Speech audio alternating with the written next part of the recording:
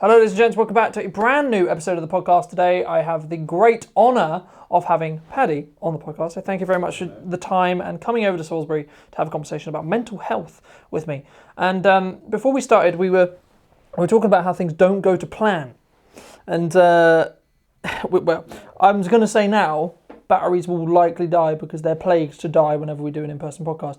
I'm warning you now. Anyway, so for those who don't know who you are, Paddy, and the work you do, What do you do?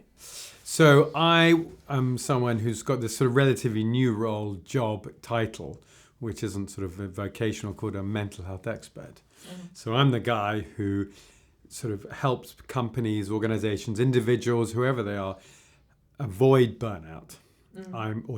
Through taking away that stigma, talking about stories, giving them guidance basically, and to help them stay away from that. I run workshops, I run research. I'm also a mental health first aid England instructor, so I do that. And the idea, as I say, is that under this kind of channel of mental health journeys we all go through, it's a case of trying to avoid people getting too close to being diagnosed or going into burning out, having mental health issues. Of course, that's where medical experts come into play. So that's what I focus on. For those people who maybe don't know or maybe don't know 100%, what would be your definition of burnout? Burnout, I would say, in very simple terms, is lack of control. It's of lack of presence as well. So, for example, when things are exaggerated, when you have the wrong perspective, and of course, the key challenge there is you burn out. Generally, a lot of those drivers are because you don't share them. So I had my own experience of that, and I realized when you share something, you realize that the issue isn't as bad as you think.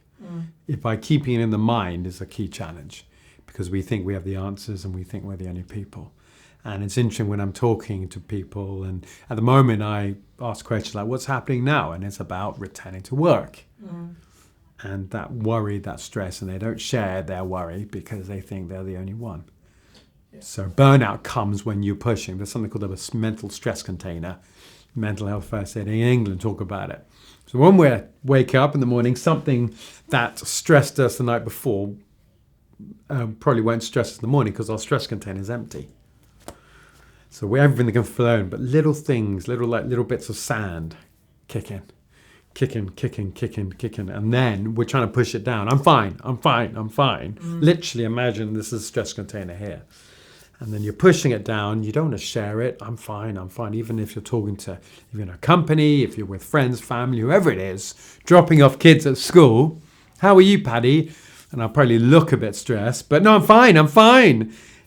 I'm pushing my stress down into my container. Now, stress will then burnout is when you can't control it, and then it's bang. That stress has to release somehow, and that's the burnout angle when you're not in control. And what is there like a psychological or physiological response that happens in your body when you are close to burnout as well? Because a lot of people say to me, "Oh, Colton, you work out, you work a lot, right? Or oh, you're always doing something, or you've always got something going on. How do you take time for yourself? How do you have self-care, etc." What I always say to them is, I appreciate what you're saying, and I understand what you're saying, but you need to understand that my limits and your limits are going to be different. Firstly, but also secondly, what I do for a job for me technically isn't a job, because this is the stuff I would do when I'm not getting paid already. So it's it feels different, but there is still points where I still feel like I'm pushing myself too much, maybe, potentially. And I mean, I think it's interesting, and I think there's a lot of value for the listener to hear what is the things they need to look out for if they are going to burn out, so to speak. I think the first thing is to understand what that phrase means. It was a good question at the beginning. What is burnout? Burnout is, I suppose, a very exaggerated sort of word which about the formal way of being mentally ill. But without lack of understanding, then you might translate it in the wrong way, or someone else next to you. They've got symptoms. For example, it's quite normal to have mental health sort of illness symptoms like, depression and lack of energy, but if you've got them, it doesn't mean you are. It's just understanding that it's quite normal. It's our body, it's our mind reacting to this rubbish that's happening around us. And I know it could be returning to work. It could be, kids just having had COVID, or people in the family, you've got to stay at home. You can't always, manage that change. So it's understanding how to normalize it.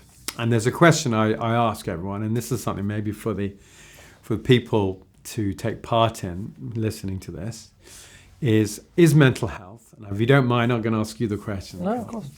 Is mental health a positive term, a neutral term, or a negative term? Personally, I would say it's down to the person, but for me, I would say it's in the middle. Because are you asking me how is my mental health? Yeah. Okay, so that's a very direct question of is it positive or negative, as you did when we before we started, or is it?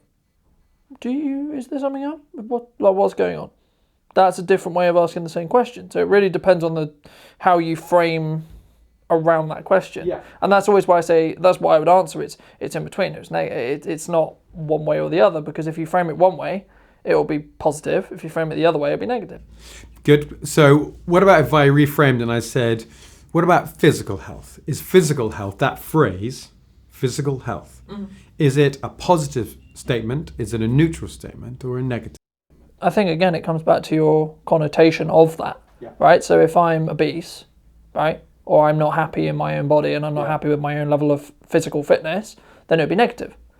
But if I'm a bodybuilder and I'm proud of what my body looks like, I'm proud to what I can lift, I'm proud to what I can do, then it'd be positive. And if I'm indifferent and my focus is actually, I'm not unhappy, I'm not happy, I could be better, I could be worse, but I'm actually focusing on prioritizing other things, then it would be in the middle. So again, and I think it's an interesting point to make, because everything we ask, whenever we ask anyone anything, it's always around how they frame it, and what their relationship to that is. As I say, like if you are, say, someone who's had an eating disorder and has just recovered from eating disorder, asking how's your physical health may be a bit, there may be a negative connotation there. But of course you don't know that, because you don't know that they've just recovered from an eating disorder by asking that. Does that make sense? I know that doesn't really answer the question, but it's interesting for me, and that's why I like to generally answer the question, because I think it's important to understand whenever we talk about mental health that it affects everyone differently. Well, it's interesting exactly on that point. So when I ask people in my workshops, I even add a I don't know answer as well. And it's based on the fact that we're never taught. I don't know about you. I don't know about anyone here listening or whatever. I was never taught about mental health. So I had to work it out myself. And of course, the last thing I wanted to do was to ask anyone, what is mental health? And it's about feelings and minds. But the fact is that, and this is from my learning personally, from my own trauma, from the workshops I do, the right answer is that it's a neutral statement. Because you can either be healthy, like physical health, fitness, you can be mentally strong and normal, maximum wellness, or you can be ill, physically and mentally. So those are, which is a negative point. So you can, so healthy and ill are both positive and negative angles. The actual phrase mental health is a neutral statement. And that lack of, imagine you're walking down a path, and this is what I had to learn with my trauma, that working, when I had to understand what mental health was for me, and to know I could talk about it, take away that stigma, by sharing it. I knew I could say, my mental health is, positive at the moment, or no, it's not. And to be able to ask. It's getting better to be okay about being talked about now, right? Like when I was going through school, and I'm sure when others have gone through school as well, it wasn't something that men especially were able to talk about, because the concept was, you're feeling bad? Tough, man up. That was the concept.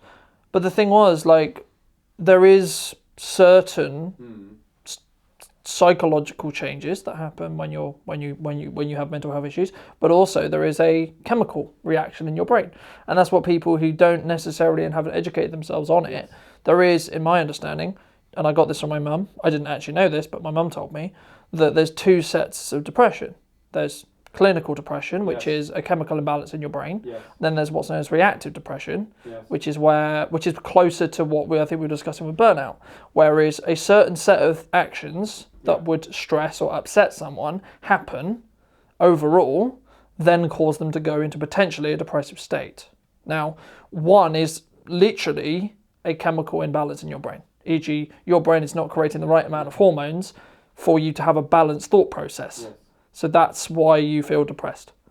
It's not that person's fault in specific. They don't, because I think a lot of when people, maybe uneducated people potentially, are like, oh, just go out, right? Like if someone has really, really high functioning anxiety, for example, about going out of their house, my ex-partner was a very key example of this, right? Was she would have stages where she just couldn't. There's no physical barrier outside of a door that she can open stopping her from going. But in her mind, it was impossible because of the way her psychology and the way her brain was creating hormones that actually made it physically impossible for her to actually go there. I mean, in your work, do you educate people on that? Like maybe not the actual scientific side of depression, but how to understand it. Because I think that's the bit that really needs to be talked about more. It's starting to get talked about, which is fantastic. And for me, I think it's really important to discuss because I think as I said, the misconception sometimes can be, oh, it's this person's fault. Or, oh, it's this person who's like, oh, you're just not strong enough. Strong enough, whatever that means, right? I mean, how would you go about actually helping people who don't understand actually understand that? There's, as you said earlier about key drivers, that's exactly what's relevant to everyone has their own angle and their own personal journey with mental health, their own mental health, like other healths you've got. I mean, there's a very famous sort of phrase now, which is you've got social health, mental health, physical health, financial health, spiritual health, emotional health, relationship health, and vocational health. Those are the ones. And everyone has their own journey, literally on that path, a metaphor I gave before. Everyone has their own journey and goes at their own speeds. And of course, the kind of what we tend to, we label ourselves against other people, then we get perfectionists. So, no, I can't be like that. Feelings get in the way. That's where stress comes in. So one of the things I educate guys, it's normal to be stressed. You've got to be stressed on the key and focus on that key issues. Not let your emotions kick in and then go, I'm stressed because I'm stressed because I'm stressed because I'm stressed. And then you lose that focus. Now, interesting you said about depression. That is, yes, those two angles as well. And of course, I suppose what I try and talk about is that, not to labelize everyone who has those symptoms or to say they're going to get them. It's about just being aware of it. It's like having an MOT. Check in. We're the last, because my background is marketing. I used to spend loads of time, branding and marketing is all about building that persona. Or that MOT example. When do we ever check in with ourselves and check how are we feeling, to double check those symptoms we might be feeling a bit stressed, so depression, anxiety, all those things which are normal. We're social animals, aren't we? Yeah, especially when we deal with something that's like COVID, when for a lot of people my age or even slightly older, they're in the position where, for me, I was like, I've said very openly, it was a very rough 2 weeks. The first 2 weeks, 3 weeks, because I was like, well, I've built this business over 3 years, and now technically it's illegal to do anything, and I don't know if I'm going to have a business or not anymore. It's normal to feel, it's a normal to think like that, isn't it? Because everyone's thinking, what on earth is going on? What the hell is going to go on? Well, we didn't have the educational understanding of what COVID was. It was this unknown thing that was spreading rapidly and no one knew what it was. No one knew how dangerous it was. We didn't know how to tackle it. We didn't know how to prevent it. We didn't know how to vaccinate against it, etc. Right? So it was this unknown of like, if you get it, you're going to die. That was from my understanding, in the first month, that was basically it, especially in the UK. The assumption was if you get this illness, you're going to die. In reality, are people going to die from it? Yes. And I don't really want to go into the politics around that too much, but the point was, mentally, it hit everyone. And I think it made me anyway, a stronger business owner, because I was like, well, I lived 3 months without income. So it's like, well, nothing else can really be worse, to be honest. It can't. And you're saying it with a smile. And the reason why I say that is because I can't see a world where it becomes worse. Because even if we went to war, God forbid, right? Yeah. It still technically wouldn't be worse. Because would we have to change how we operate business-wise? Yes, of course. But we would still be able to operate, technically. The pandemic stopped me from operating for 3 months. Yeah. As in, physically stopped me from, as in, video production was illegal. Underline was illegal. Yeah. There wasn't really anything you could have done. Yeah. Whether that was like how my perception of the law was or not, doesn't matter. That was the reality, and most clients didn't feel comfortable in doing it. As we got into second lockdown and third lockdown, there was more confidence. There was people who really, they kind of understood it more. But the lesson I learned personally was, okay, you actually are, because ironically, but just for your sake and also the listener who don't know, I went full time a month before the pandemic, right? So I was actually in a perfect opportunity, but also the worst opportunity in the same way, depending on how you want to perceive it. But what ended up actually happening was I was in a perfect financial position because I was planning for 6 months without income. Yeah. So that 3 months, I was actually completely fine because I had a pot of cash that I was living off. You had a financial resilience. Yeah. So and that's where my financial understanding really grew, because I was like, actually, okay, when you're running your own company, when you're running your own business, having cash reserves is very important, not because sitting on cash is a good idea from an economic perspective, because it's not, but your own mental health perspective on being able to go day to day and being able to be like, right, I can actually do this thing. I want to do this, but do I have the resources to do this or not? That's a really good point. So in the workshops, I talk about brand resilience or mental resilience. The fact that we have to invest in ourselves. So, for example, from a marketing, very simple. Why do we let Coca-Cola be such a profitable, big presence in our lives when it kills our gut? Absolutely kills our gut. Mm-hmm. It's bad for our teeth. It's bad for our body. But we forgive it because it's built this brand resilience. It owns Christmas. Mm-hmm. It takes away that. Well, yeah, for a lot of people, Christmas doesn't begin until the Christmas ad comes on telly. Exactly. So the whole point is that we've been put into that process, but they've built this resilience for us to forgive them. If you think about what they do. So this resilience. Well, I think there's a lack of understanding of what the issues are with Coke in the first place, right? Like, it should be everything in moderation, right? Firstly, but also it's one of those things where what jumps to mind when you talk about that is where you take a dirty two pence. You put it in Coke overnight, you put it in water overnight, etc. We did that at school. Yeah. I do my kids now. Yeah, and it just shows what it's doing to your insides. Because if it can eat away like all the grime and everything that nothing else can really eat away, well then what does it do to your inside? Now I'm saying this as someone who does drink Coke, right, as well. So it's a stage left. I know, and it's one of these things where, for me, I always educate myself on what it's doing, so then I can understand, okay, well, I shouldn't have a lot of this. But then it becomes a treat for me, right? It's the same with energy drinks. Yeah. I know they're bad for me. I still enjoy them. But you forgive them. Right? I still enjoy them. It's more, for me, when I was growing up, you get addicted to energy drinks, and that's the issue. The issue is having too many and having too much caffeine, right? Like, the concept of caffeine in general is something which we overall, as a culture, are quote unquote addicted to. Yeah. It is. If it was any other drug, it would be a bit of a red flag. Well, a bit like alcohol and cigarettes, yeah. Yeah, but the thing is, it's so normalised that it's not. And it's the same with high levels of sugar and etc. etc. etc. But the thing is, for me, it's always about a trade-up. Because it's the same when you talk about money. Like, people go, oh, you can save this, and this. Okay, but what if you just made 4 times the amount and then spend the extra revenue on whatever you wanted, right? It's the same approach, but it's a different way of looking at it. Yeah. And for me, I think it hurts your own mental health. Moving back to the topic at hand, it hurts your own mental health if you put too many barriers in the way and you put I can't do that because it's bad for me. I can't do this because it's bad for me, etc. You need to understand what it's doing to you. You need to understand why having 16 monsters a day is going to kill you. Yes. That's probably not a good idea. Yeah. Having one every 2 weeks or every week to be honest, is going to do basically the same as maybe me having a fag, maybe me having some alcohol. But socially, me drinking is fine. In some contexts, socially, me having an energy drink is not fine.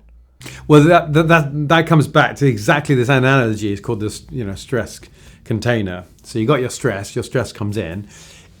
One way to try and cope with it, which is our natural and not necessarily the best way, is to push it down. The other way is that imagine there's a stress tap under here. And that's where your resilience goes. That's where you control it. And exactly what you've been saying, which is sort of going on to it, like ways to help yourself. 1 can of Coke. So every so often, we'll open that tap, get you released, thank you. 2 cans of Coke, 3 cans of Coke, 4. And what will happen is that can clog up the tap. So for example, I love my coffees. I'm trying to stick it down. I don't have super amounts, but I absolutely love it. And it helps me in the day. At 11 o'clock, I have some, and I make it myself. I've done a whole barista course. But I need to be careful. If I have too many, we all know, we have too many coffees, then you get a bit, you can't be in control. So the whole point there is anything which can stress your container, which can stress, clog up your tap, is basically like a form of addiction. Can I not have a coffee today? We'll find out tomorrow. But you know what I mean? And I suppose if I can ask, what are yours? Like, what are your things that help you to keep your stress coming out, which you actively open? Yeah. I mean, there's multiple. It depends on what I'm doing. It depends on how I'm doing it. I mean, like there's the generic ones that are treats for myself, because like I don't really spend money on myself. I don't really do much in regards to pleasure on myself because I'm working all the time. So I don't limit myself on regards to like, oh, you're not allowed an energy drink. Yes, I watch it. I make sure I'm not going crazy. You're informed. You said about knowing what these things. Or energy drink is a key example. Or coffee is a key example. Having a bar of chocolate now and again is a key example. Things like that as treats, as rewards. And the thing is, a while ago I listened to a book called Mind Hacking. You may know it. And it basically talked about conditioning your mind to do things that you find difficult and then rewarding it. Something simple. Like, I don't want to do X, but then when I've done that X, I can then do Y. So that might be, I can then play video games for a day, for example. Because at the start, and what I say to people as well, when they ask me about how much I work, you don't go from doing an 8-hour day to doing what I do. Like my average day is 12 hours, sometimes 15. But you don't go from 8 to 15. You don't do that. You build up. You go, okay, 8 every day. Okay, fine. That's normal. Okay, then 9. Okay. Then some days you do 10 or 11. Okay, push it. And then you carry on until you get to a position where it's not like I do 12-hour days every day. But if you averaged it, it would be. But you also need to ask yourself the reason about why you're doing that. Why are you what are you sacrificing to do that? So what are the things that help? Are the ones that keep your container open? I mean, as I say, if it's any of the video games would be one, taking a day off would be one, coffee, energy, yada yada yada, etc. Those little treats. But the main thing is actually the fulfillment in my job, because I do a lot of content off my own back because I want to, and because it keeps my spark for creating videos alive. Because yes, commercially, I'm trying to get away from the filming aspect of it, in certain contexts, because my role becomes better when I'm not having to worry about is a camera on or etc. For example. You've managed the change and you've worked with it. Yeah. But also I still need to stay connected with that camera operation side and with the reason why I started creating video content in the first place. We were talking about before we started about the mental health gala that I did on the weekend. As I said to you before, for me that wasn't even a concept of let's make money here. Could I have gone the approach of I think they should pay me? Yes, of course I could. I'm a commercial company. But it felt morally wrong for me because it's a topic which, and the same with this, like again there could have been a commercial side of it, but there isn't. Thank you. Because for me, talking about mental health, especially mental health because of my own issues when I was a teenager, is the reason why I do it now. It's the core reason about why. And you've understood yourself better. You've got the information about you. Because I'm only able to be as happy as I am and able to run the company the way I run it and how I run it and how it's growing and how it's doing, have the life that I've wanted for so long because I've beaten my mental health, or I've understood my mental health. Have you always known what you wanted? So for example, I ask, because I've evolved as I've understood, so just a bit of, so everyone can hear my story. I was diagnosed with terminal cancer in 2017, and I had to learn about myself. And I learned more I've learned more in the last 4 years about myself and embraced it in hard times as well, literal terminal, pretty much going closer to the fact that the only fact we know in life is that we're going to die. So I had to accept that in a weird way. And my point is that I learned about myself. So for you, as I was going on this journey, I know some key words that helped me do what I do.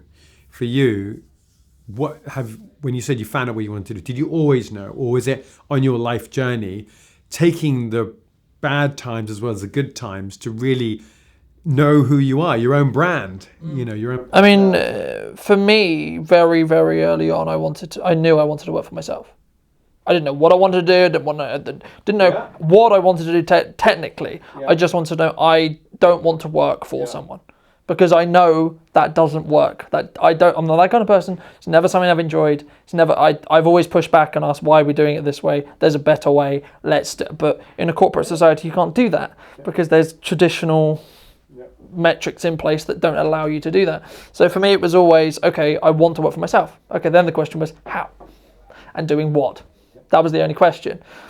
And then as I said, and people who know my background, I studied game development. That's what I wanted to do. I went, actually, no, this is going to abuse my love for gaming and I don't want to lose that. Okay, fine. So now what?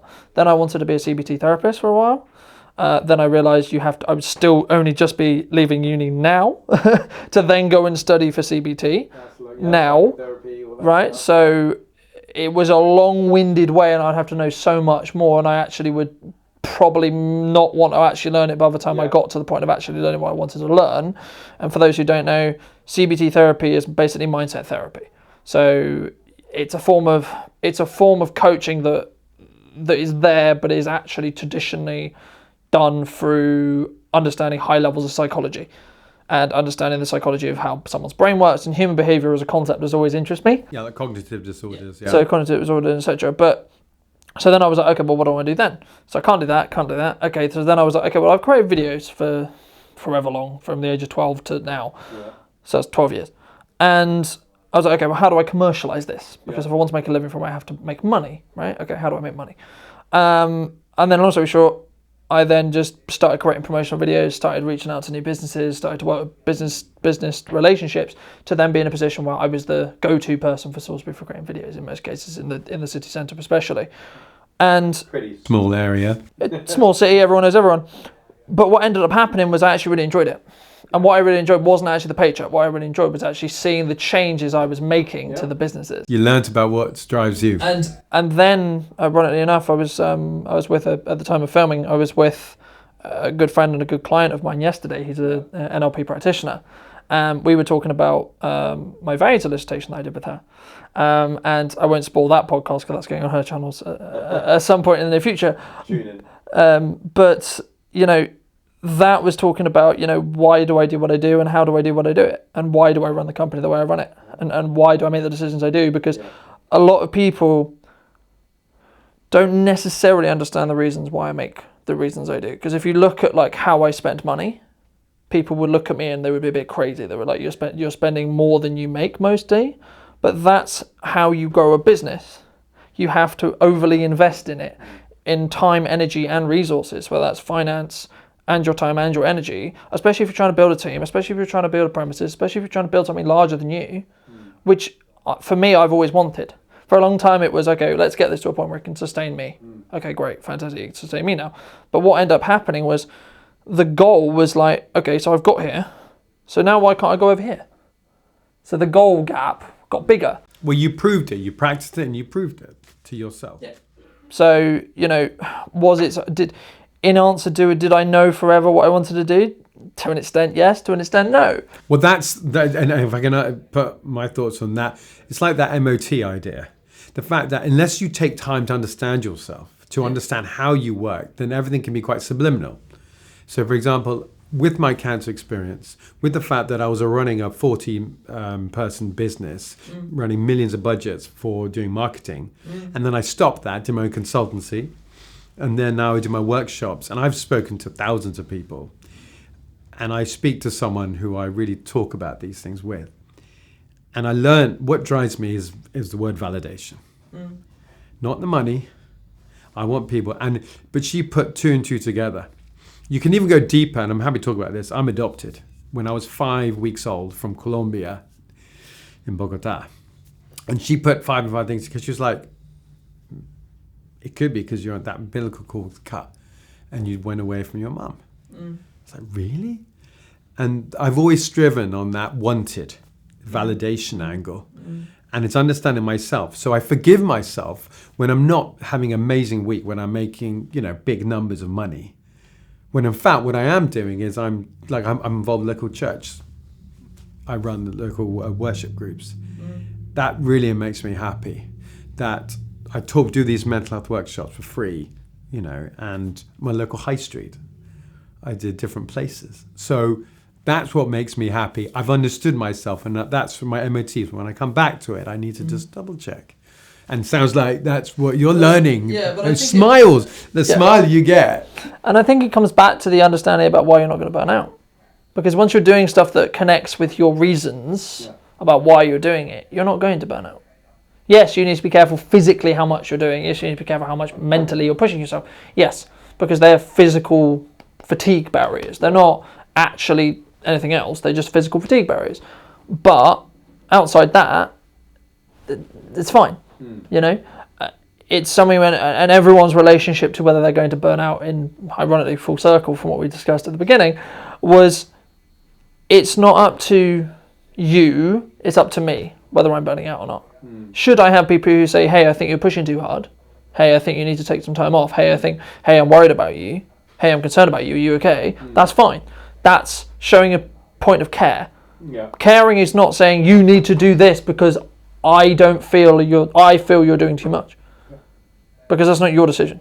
That's my decision. In the same way with content, it's not my decision whether it's valuable or not. It's my decision whether it goes out, but it's not my decision whether it's valuable. And it's the audience's decision whether it's valuable. Well, exactly. But the audience need to hear, and this is another point. So that's that stat about we've never been taught about mental health. Never been taught. So now, obviously, schools now getting into that. Another example of this need to be able to listen is the fact, I don't know about you, I was never taught at school how to listen. I was taught how to read.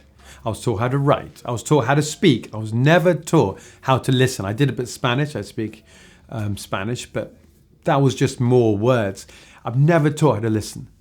So how can I be a good listener? I've never been taught about it. So interestingly, that analogy you gave, someone saying to you or someone else, you need to do this, or have you thought about this? Unless that person's listening, that's you just got to be aware of time, and that's obviously mental health sort of illness. When people got to talk to them, they've got to get the person to listen, and of course these severe anxieties and depression symptoms are the things that get in the way. So, for example, as I say, we use listening 42% of the time. Yet we've never been trained how to use it. And I think it's a really important point because, and it kind of comes back to confidence as well. Like people go, how can you be so confident to do this and do this and do this? And it's like, well, actually, the more confident person in a room will say the least, because they don't need to prove what they're saying all the time. Right? Like, especially if you have a thing like a podcast or a set of videos or etc., that you can say what you want to say, but also it takes a lot more strength and a lot more emotional intelligence, I would say, actually, to not speak. The power of silence. And also to respect, if like we're having a conversation now, to respect when you're saying something, and for me to be not focusing on what I'm going to say next, but focusing on what you're saying, and vice versa. Right? Because having that level of confidence, having that level of belief, because everyone asks me, do you prep for these? No, not really. Because I've done it enough where it's actually better for me not to. Whenever I give a presentation, it's better for me not to. Because when I go click on and, ask some of the camera guys we work with, they'll tell you, I don't really know what I'm going to talk about when we do content beforehand. I just ask, can we do this bit for the blog? Can we do this bit for the blog? I just get a brief idea, and then I just go into it. Because I think we bog ourselves down by going, it's not perfect. This concept of perfection is something that's always going to change. Yes, you should try and be as perfect or potentially as perfect as you can be, but you're never going to hit it. Because if you hit it, it actually means you're not growing. Because your concept of perfection should always change because your growth. You know, like people, and I've forgotten the quote where it comes from initially, but the main quote was, my main role model is myself in 5 years. Because you should always be chasing what you can be, the best version of you, not, and it's the same with whenever you do anything in business or you do anything the same, you know, I have the same resources as I had maybe a year ago, or the same responsibilities, etc. But comparing what we do is unfair because you have different responsibilities, you have different needs, you have different priorities than I do. We're all different. It's the same way when someone starts a video production company, for example, and goes, oh, why can't I produce the amount of content that you do? I'm like, because it's not fair. I've been doing it for like close to 5 years, and I'm highly prioritizing it over other things. That I'm not asking you to do, and only you can make that choice whether you want to or not. I can teach you how to do it if you're willing to do it, but the choice has to be yours. Well, that's a life learning thing. We all have choice, don't we? And it's interesting your point about it's a practice. When you look back, you know, sometimes it's that life is a little step, one step at a time, and before you know it, you look back, you think, wow, that's what I was going with my cancer journey. And when I was having, you know, I had radiotherapy, I had an operation, I had chemotherapy for 2 years. And I had to look down and just take every single step at a time. And then when I look back, I was like, wow, this is how, and I really sort of celebrated those moments. But another thing example is like a passion, very simple that I to share about the workshops. I ask everyone to choose a song they like. And it's interesting, maybe, what song do you like? Just pick one, like at the moment, a song at the moment. I'll be honest, I'm so busy I don't even have time to listen to music. But or a song that, you know, if you heard, you go, wow, remember that. Something that, for some reason, I've forgotten the exact name, but it's like Let's on the Floor by a female artist when I was growing up, and I can't remember who it is now. Okay. But it just jumped to mind. And why? Why do you think? For me, I think it was an emotional. I have some of an emotional connection with it because it was when I was a teenager. I grew up with the song and etc. etc. So I have loads of other like emotional connections that mean stuff to me, but to other people it wouldn't.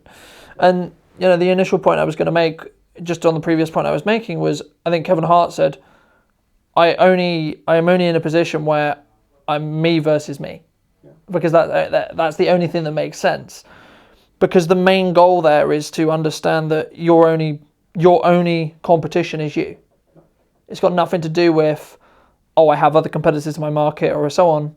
Because again, as I said before, they'll have different levels of experience, they'll have different commitments, they'll have different everything. Don't Google. So it's not they're not a competition because they're going to do it differently. Their style's going to be different, especially when you talk video and a creative process.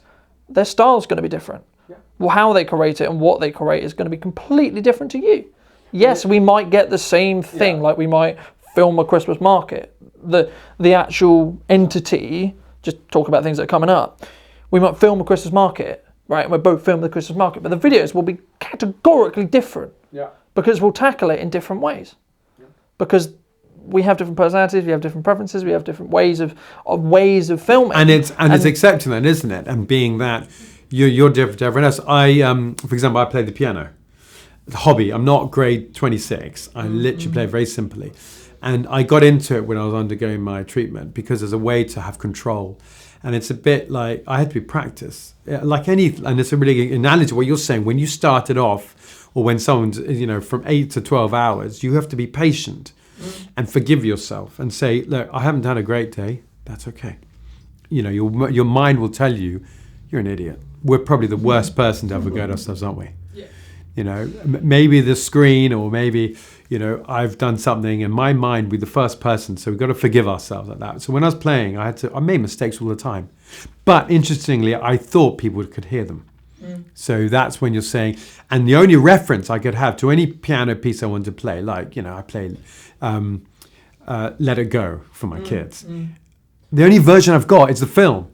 So that's perfectionist. I'm like, I'm so bad at playing that piano. That perfectionist angle. I need to forgive myself and say, don't worry, Paddy, you're doing other things as you go along. Now that's a life lesson. I think that I can't compare myself to other people. And as you say, you have your own brand, you have your own personality, you have your own path at your own angle, and look at what you're doing. It's I've seen that blog, for example, what you did at the mental health workshop. Brilliant. The gala, and I think it's really important because the point to make is really important there.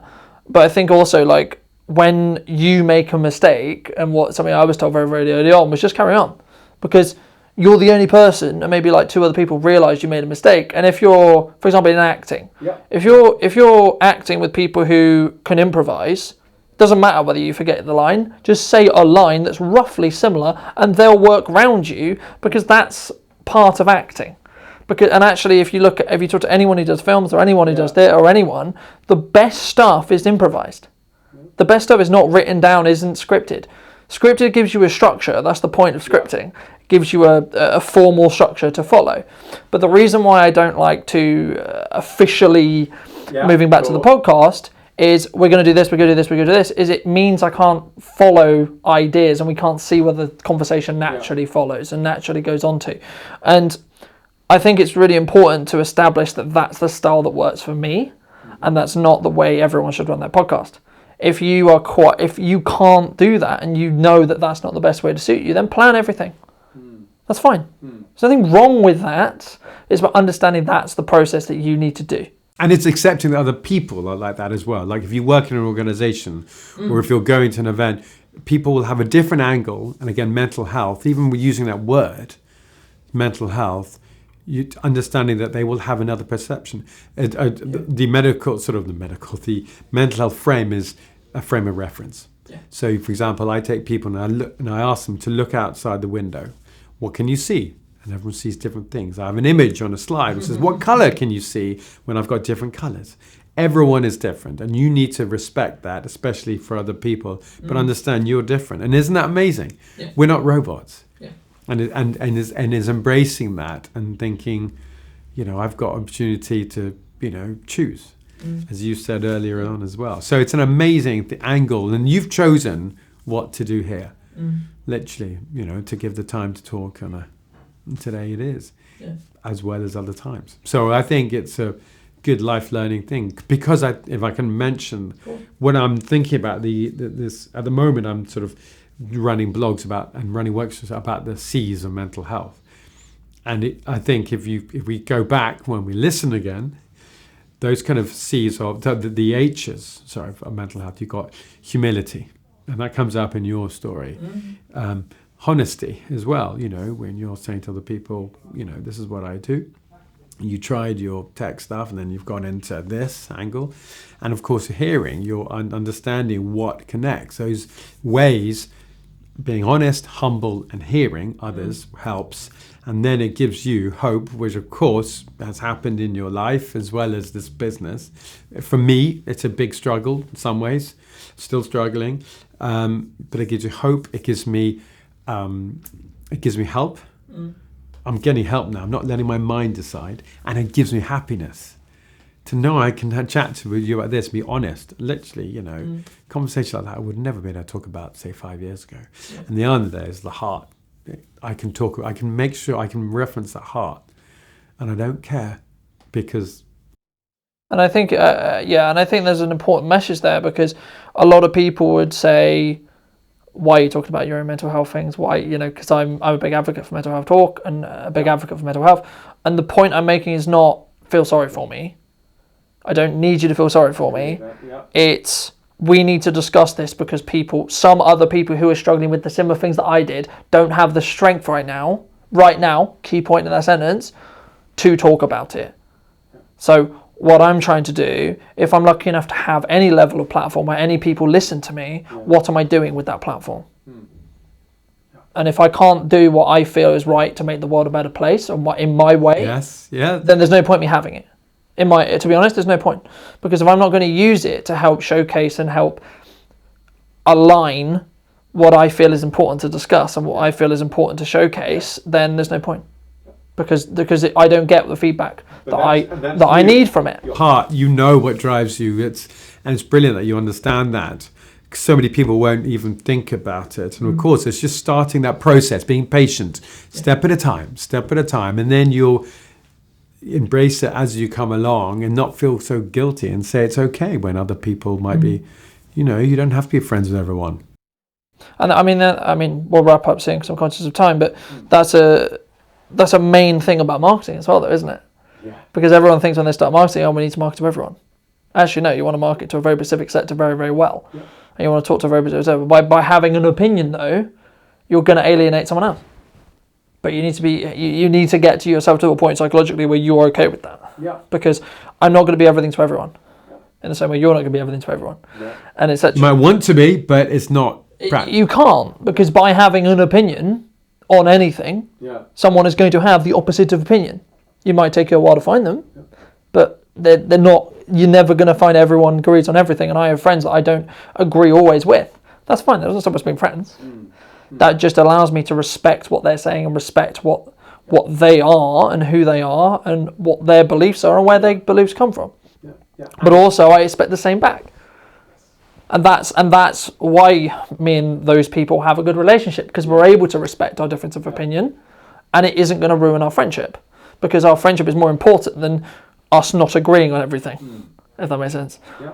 We are social animals. We all have different opinions, aren't we? That's the way we were made. So what I like to do at the end of the podcast is just give you an opportunity to ask me anything that you may have thought of, and because I know we've bounced backwards and forwards a little bit, but I still think it's valuable to have the opportunity for you to really ask me any questions or anything that you really want to throw in for the next couple of minutes just to discuss, because I'm conscious of time, but also I think it's valuable to make sure that you don't have any unanswered questions yourself, because personally I've found when I'm invited on interviews or etc., when I'm not asked, do I have any questions or etc., I then end up getting them. And they're normally the best bits of content actually that come from it. So that's the psychology behind it. But do you have anything? I do. So at this time of the year, people look back at the year. And if we look back, we think, what has happened? Lockdown, to name a few things, whereas we're nearly normal. However, what's happening now, COP, all those things. And we focus on what has happened and celebrating this, festive season with our family. And we don't want to, the point is that we want to sort of embrace and recognize what's happened in those good times as well. So what I talk about is the gift of gratitude. It's free to say thank you. That's in some ways why I mentioned about the validity. For someone to say thank you to me, that's why I scream my kids. Say thank you, Daddy, and I will do so much more. It's just a simple thing, and they do. It's a learning. And I think that's one thing I want to promote more and say. Now, my question to you, the long question, is what, from a mental or support angle, what gift of gratitude, not an item, but who would you like to thank and why? And literally, it's a free way of supporting them mentally, well-being. For me, just before I answer the question, gratitude as a concept and a mindset is something which is very important for people to adapt, because you can't really be as upset or sad or etc. if you're gratitude. It doesn't work in your head. It doesn't psychologically work. There is science behind it, and I won't go into it now, but you can't.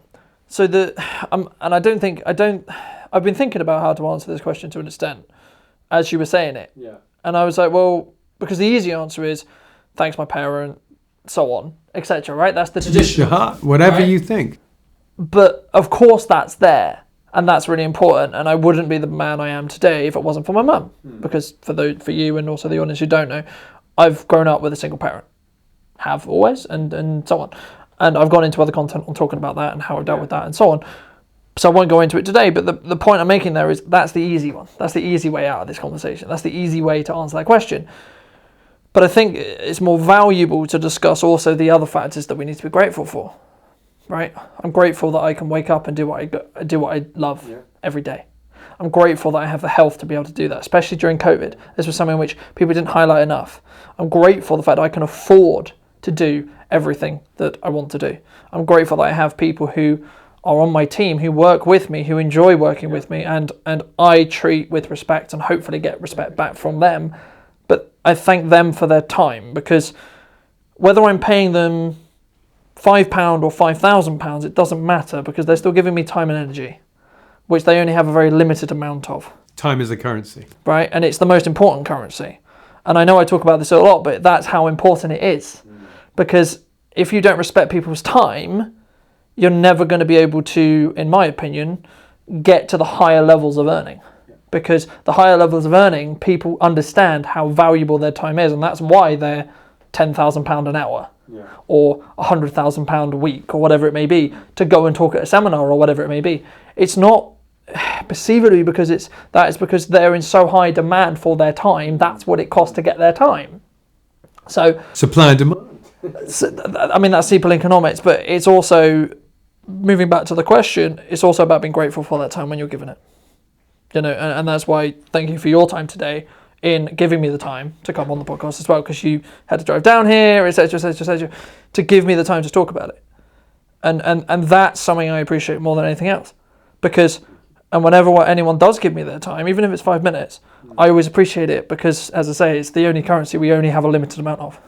Does that answer the question? Hopefully that answers the question. I mean, it's also what speaks out to your heart as well. And I think as we go into Christmas, that time we spend together, we don't have to spend lots of money on, you know, the right gift based on the price tag. I used to live in Hong Kong, and you leave the tag on to show everyone how much you spent on them. But I think in this case, especially what's happened this year, we don't have as much money as we think, as we can spend.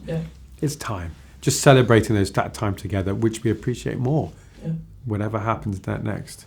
And also the fact that, you know, a time we spend living is a time closer that we're going to die, right? The fact is everyone's going to die. And I've always lived in the mindset of everyone who I value in my life is going to die tomorrow. And the reason why I have that mindset is because at some day I'm going to be right? Hopefully not today, hopefully not tomorrow, hopefully not next week. But the point is, at some point I'm going to be right. One day I'll be correct.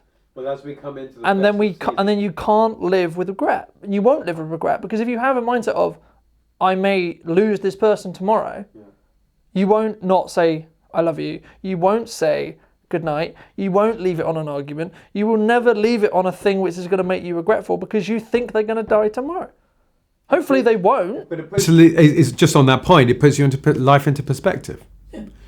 Don't worry if you don't give that Christmas present. It's okay. Just spending time with them is enough as well. So that put life perspective with me. That's why I'm doing what I'm doing. And I think people who have been close to death, whether that's through cancer like yourself, or whether that's through potential suicide, or whether that's through terminal illness, or nearly getting hit by a bus, or whatever it may be, or knowing someone who's close to death, right? Gives you a strong level of perspective on life. And it's okay. And the fact that life does end, yes, it does. Yes. Okay, but what are you going to do in between? What are you going to do every day?